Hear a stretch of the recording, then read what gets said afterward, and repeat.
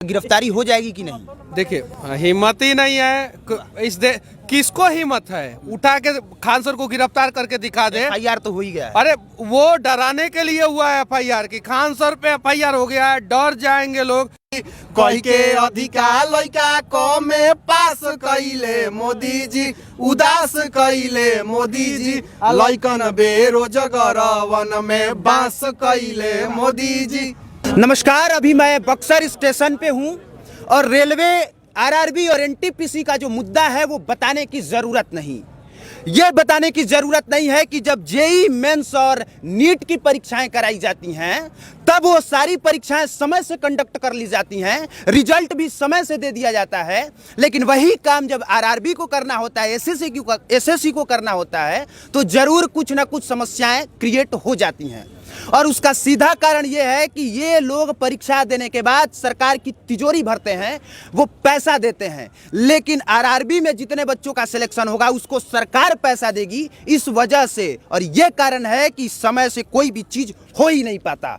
और इस मुद्दे पर हमारे साथ बात करने के लिए मनीष कश्यप हैं, सच तक के पत्रकार हैं, और ये तीन लड़के, इनके बारे में मैं बस इतना कहूँगा कि चेहरा देखिए और पहचानने की कोशिश कीजिएगा। बाकी रामजी सिंह हैं जो समाजसेवी हैं, और गिट्टू तिवारी हैं जो बक्सर जिले के हैं। बारी बारी से सबसे राय लेंगे कि इन लोगों का इस मुद्दे पर क्या विचार है। पहले ये बताइए, आपने इतना सारा इंटरव्यू किया, इतनी सारी चीज़ें देखी, सरकार ज़्यादा दोषी है या छात्र? सरकार दोषी है और सरकार के अधिकारी दोषी है। देखिए, समस्या क्या है कि जो अधिकारी आज सचिव लेवल के बड़े लेवल पे बैठे हैं वो कहीं नहीं तो कहीं कांग्रेस के सरकार में सेलेक्ट हुए थे। किसके सरकार में सेलेक्ट हुए थे? कांग्रेस के सरकार में। और आज सचिव लेवल पे बैठ गए हैं, तो उन्हें जो है ना कहीं नहीं तो कहीं लगता है कि अरे तहार खेल बिगाड़े हम। इसी चक्कर में जो है ना, देखिए, नेता नहीं चाहता है कि उसका फजीयत हो। नेता को सजेशन कौन देता है? बड़ा बड़ा आईएएस आईपीएस लेवल का अधिकारी। तो रेलवे बोर्ड में कौन बैठा है? बड़ा बड़ा लेवल का अधिकारी। और वो सब जानबूझ के गड़बड़ी किया है कि कुछ सरकार का फजीयत हो जाए, जानबूझ के। अच्छा। तो वो लोग दोषी हैं। और उनका, जैसे योगी जी एक डंडा चलाते हैं ना कि बुलडोजर चला देंगे, हम समर्थन करते हैं कि अपराधियों के घर पे बुलडोजर चलाइए और जो दंगाई है उनसे पैसा वापस लीजिए। तो अगर इंजन जला है तो उसके लिए एनटीपीसी का अधिकारी दोषी है, उनके घर पे बुलडोजर चले और उनकी बैंक, जितनी भी बैंक अकाउंट है उसको फ्रीज किया जाए और उससे इंजन बनवाया जाए। देखिए, ये बहुत बड़ी बात इन्होंने कही कि छात्रों पर बुलडोजर चलाने के बजाय उन अधिकारियों पर बुलडोजर चलाया जाए जिसकी वजह से ये हुआ, और सरकार को यही करना चाहिए। और इन लोगों, ये कॉमेडियन हैं, गाना गाते हैं, और साथ ही साथ एमवीएस के नाम से इन लोगों का चैनल चलता है। और सीधे कहेंगे कि वही गाना जो आप लोग एनटीपीसी पर आप लोगों ने बनाया है वही गा के सुनाइए। परिचय भी आप लोग का यही है और पहचान भी यही है। सबसे बड़ी बात पहले ये कह दें कि हम लोग गाना इसलिए लिखे थे, गाए थे कि सरकार अभी छात्रों को जिम्मेवार कर रही है कि रोड जाम कर रहे हैं, मतलब चक्का जाम हो रहा है ट्रेन का, तो उसी पे हम लोग गाए थे कि इसमें एनटीपीसी दोषी है। बिल्कुल, सुनाइए एक साथ, एक स्वर में तालमेल बैठा के एकदम। एनटीपीसी के खिसी। हाँ। एनटीपीसी के खिसी चाका जाम भइले मोदी जी, बदनाम भइले मोदी जी, पुलिस से पिटवा के पिठिया लाल कइले मोदी जी, कही के अधिकार लइका कमे पास कइले मोदी जी, उदास कइले मोदी जी, लइकन बेरोजगारवन में बास कइले मोदी जी। जब कोई आके कहे कि बांस कैले मोदी जी, तो इसका मतलब समझिए कि भले चेहरे पर मुस्कान हो पर दिल में वो दर्द दफन है जिसे बताने की जरूरत नहीं। गिट्टू तिवारी जी, आप बताइए कि जिन छात्रों ने यहाँ भी बोगी वोगी फूका है कि नहीं? नहीं, बक्सर में ऐसा नहीं हुआ। क्यों नहीं हुआ? यहाँ पे जब आरा में हो गया, जहानाबाद में हो गया, गया में हो गया, यहाँ क्यों नहीं हुआ? कहीं ना कहीं आक्रोश था यहाँ के छात्रों में, लेकिन वो आक्रोश जलाया नहीं गया। कहीं ना कहीं वो जो था आक्रोश वो दिखाया नहीं गया। वहाँ पर यह बधाई के पात्र वो लोग नहीं है जो कि जलाया उसने बोगी, लेकिन जो लोकतांत्रिक तरीका था, जो आक्रोश था, उन्होंने वो यहाँ पर दिखाने का काम किया। और तमाम यहाँ के जो पुलिसकर्मी थे उनका भी सहयोग रहा कि नहीं, कहीं ना कहीं आरआरबी ने गलती किया है तो उनको इस पर कोई ना कोई निर्णय लेना चाहिए। क्या देखिए, पहले ये बताना चाहते हैं कि जो भी छात्र ज़्यादा उग्र होकर आंदोलन कर रहे हैं ये गलत है। वो कहीं ना कहीं हमारी इन संपत्तियों को नुकसान कर रहे हैं। नेताओं और अधिकारियों के संपत्तियों को वो नुकसान नहीं कर रहे हैं, ठीक है। उसके साथ ही मनीष भाई ने जैसा कहा कि अधिकारियों के घरों पर बुलडोजर चलाया जाए। मैं कहता हूं कि कहीं ना कहीं अधिकारियों को कुछ नेताओं ने निर्देश दिया कि अरे भाई वैकेंसी आया हुआ है और इसमें यदि जॉब मिल जाता है बच्चे को तो बच्चे कई लग जाएंगे पढ़ने में, फिर हम लोग के पीछे झंडा लेकर ढोने वाला कौन आएगा रहेगा? रैलियों में? कौन आएगा? हमारे नाम के जिंदाबाद और मुर्दाबाद के नारे कौन लगाएगा? आप बताइए, इस पर आपका क्या देखिए, पॉइंट ऑफ व्यू क्या है? बता रहे हैं। जहाँ तक उपद्रव की बात है तो यहाँ पे और पटना लगाए तमाम बड़े लोग सब छात्र राजनीति, मैं भी 12 साल तक छात्र राजनीति में रहा हूँ और मैं देख रहा हूँ कि वैसे तमाम बड़े नेता जो छात्र राजनीति किए हैं और वो उस जो कुछ जगहों पे उपद्रव हुआ है जहाँ पे छात्र आंदोलन होता है, मैं भी विद्यार्थी परिषद ABP में काम करता था और विधानसभा घेराव में लाखों की संपत्ति हम लोग तोड़फोड़ किए थे, लाखों की संपत्ति। उस वक्त सरकारी संपत्ति का नुकसान नहीं हुआ था। आज उन लोगों को ये छात्रों के आंदोलन में यहाँ जहाँ आखिर उपद्रव क्यों हुआ है? कौन छात्र चाहता है उपद्रव करना? उपद्रव ये कराया गया है, सरकार की यह सोची समझी यह जी साजिश है जी। और यहाँ पे लाखों छात्र जुटेंगे, थोड़ी सी घटना होती है और कोई उसका समर्थन नहीं करता, लेकिन उसी की आड़ में सभी छात्रों को आप गलत कह देंगे, ये गलत है। कतई सही नहीं। जी एकदम। क्योंकि जब 80 लाख ट्वीट करने के बाद आप लोग नींद से नहीं जगते हैं तो छात्रों के पास और कोई उपाय भी नहीं बचता कि 8x10 के कमरे में रहकर जो बच्चे लूसेंट रटते हैं वो अगर रेल की पटरियों पर उतरेंगे तो आखिर कुछ ना तो कुछ तो ऐसा करेंगे ताकि उसकी गुंज आपके कानों तक सुनाई पड़े। जी बताइए, नाम बताइए अपना। मेरा नाम मनीष कुमार तिवारी है और मैं यहाँ पे इंस्टीट्यूट चलाता हूँ। तो इंस्टीट्यूट चलाते हैं और शिक्षकों की गिरफ्तारी हो रही है, जी जी, तो इस पर आप क्या कहेंगे? हम लोग का शांतिपूर्ण प्लानिंग था गांधी मैदान कवर करने का, लेकिन सरकार का निर्णय आया कि कमेटी बनेगी और उस पर जांच होगी।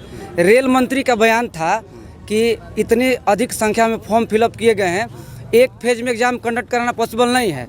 लेकिन रेल मंत्री को ये ध्यान में होना चाहिए कि जिस दिन फॉर्म का लास्ट डेट ख़त्म हुआ उसी दिन उनको मालूम चल गया होगा कि फॉर्म कितना भराया है, पहली बात।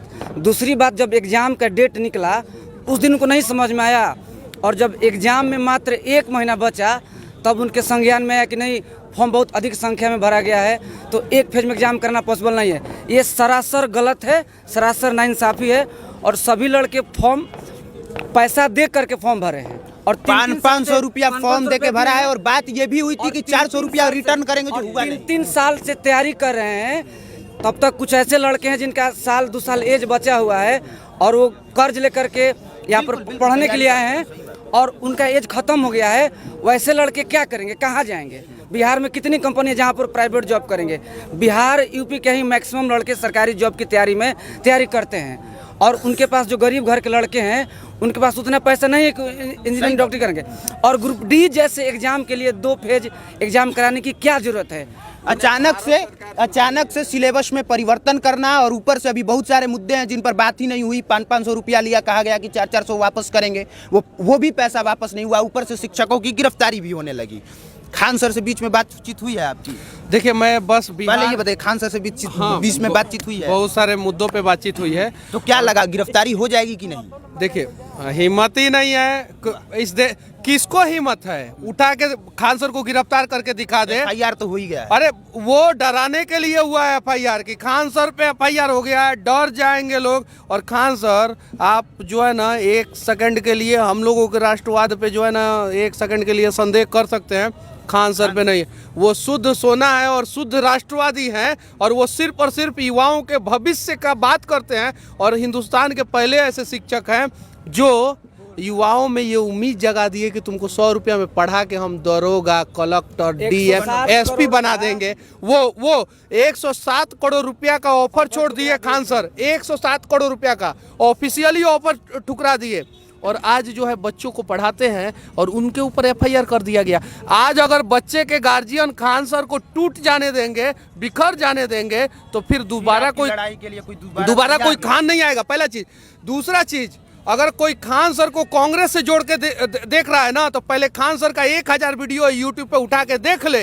वो शुद्ध राष्ट्रवादी हैं और कहीं किसी पार्टी से नहीं जुड़े हुए। अपने वीडियो में मोदी जी की तारीफ भी कई बार मोदी जी का बहुत बार तारीफ करते हैं, लेकिन ये जो भाजपा वाले हैं ना, ये इनको समझ में नहीं आता है। और कहीं नहीं तो कहीं ना इन्होंने अपने पैर पे कुल्हाड़ी मारा है। जब सत्ता के सिर सिंहासन पे बैठते हैं ना, हाथी पे बैठते हैं ना, तो हमारे यहाँ कहावत है, हाथी के एथी पे बैठबा ना तो नीचे ना लौकी। तो जब चींटी नीचे नहीं दिखता है ना, तो हाथी चींटियों को कुचलते चलता है। लेकिन वही चींटी जब हाथी के सूंड में घुस जाता है ना, तो हाथी को औकात दिखा देता है। तो सरकार से विनती है कि हम जनता अगर आपके नज़र में चींटी है तो आप जितना कुचल रहे हैं कुचलिए, लेकिन जिस दिन हम लोग आपके सूंड में घुस जाएंगे ना, आपकी औकात पता चल जाएगी कि आप किस औकात के हैं। और जब हम लोग इस मुद्दे पर इस तरह से खड़ा होकर चिल्ला रहे हैं, एक दूसरे से कुछ पूछ और बता रहे हैं, तो इसका मतलब ये कतई नहीं कि सिर्फ हम लोग खड़े होकर चिल्ला रहे हैं। इसका मतलब ये है कि किसी न किसी माध्यम से आप लोग हमारे दर्द को समझ सकें। जी बताइए। देखिए, भारत में जब भी अभी जो माहौल है कुछ वर्षों से ऐसा है कि भारत की जो सरकार है ये सोच रही है कि भारत के युवाओं को नौकरी नहीं देनी है। जो भी वैकेंसी अगर हो रही है, दुर्भाग्य से हो रही है। भारत सरकार का ऐसा मंशा नहीं है, बिहार सरकार की ऐसे मंशा नहीं है कि रोजगार दिया जाए। दुर्भाग्य से ही हो रहा है। दुर्भाग्य से जो ये सारी वैकेंसियाँ अगर हो रही हैं, तो इसमें भी सरकार का यह कोशिश है कि जितना अधिक से अधिक इस मसले को उलझा दिया जाए, ताकि मसला लंबा चले और कोर्ट में चले जाए। और जब कोर्ट में जाएगा तो बच्चों को नौकरी नहीं मिलेगी, उम्र उनका निकल जाएगा और बस वैसे ही टाई टाई करते रहेंगे। ऐसे भी बटे हुए हैं कई भागों में, तो इनकी बात कोई सुनेगा नहीं। सरकार जो है अपना उल्लू सीधा कर लेगी।